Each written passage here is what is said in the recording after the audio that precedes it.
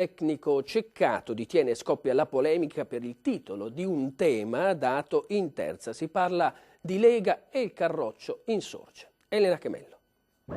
In tarda mattinata è arrivato anche l'ispettore inviato dall'ufficio scolastico regionale. L'Istituto Tecnico Aulo Ceccato di Thiene, quasi 1000 studenti per 46 classi, in poche ore è finito al centro delle cronache. 2 interrogazioni della Lega in Parlamento, dichiarazioni e tweet anche del segretario Matteo Salvini. Tutto inizia dal compito assegnato per le vacanze di Natale dall'insegnante di lettere di terza B. Persuadi il tuo amico leghista che l'immigrazione può essere una risorsa. Tesi e antitesi da argomentare, contesti a supporto.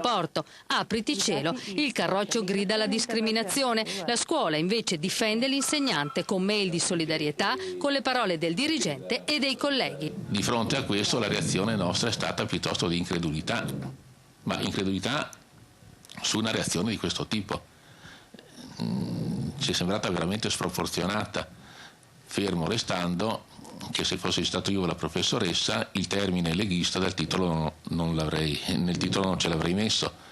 Si poteva fare ugualmente lo stesso lavoro senza usare il termine leghista. Le sue intenzioni erano semplicemente quelle di far riflettere sulla multiculturalità, sul dialogo, sulla tolleranza, e penso che purtroppo ce lo testimonia anche la storia attuale, sia un problema da affrontare e di cui discutere con i ragazzi. Dopo la circolare dell'assessore all'istruzione Donna Zan, che invitava gli studenti musulmani a condannare gli attentati di Parigi, la scuola torna dunque terreno di scontro. La Lega insiste e chiede provvedimenti per l'insegnante. Non vi sembra di aver un po' esagerato?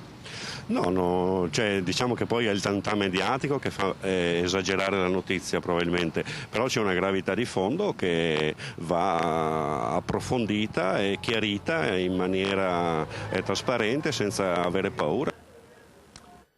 Vediamo la petizione per salvare dallo sfratto la caserma dei Carabinieri di Spresiano, già 200 le firme raccolte.